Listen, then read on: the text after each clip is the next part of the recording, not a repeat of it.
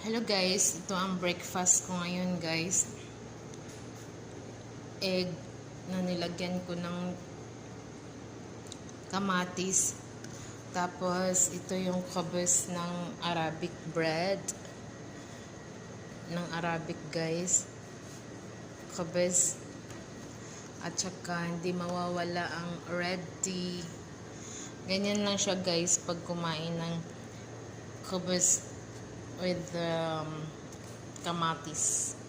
Ay, nahulog. Yan, ganyan lang siya guys. You see? Ganyan lang siya. Tapos, kainin na siya guys.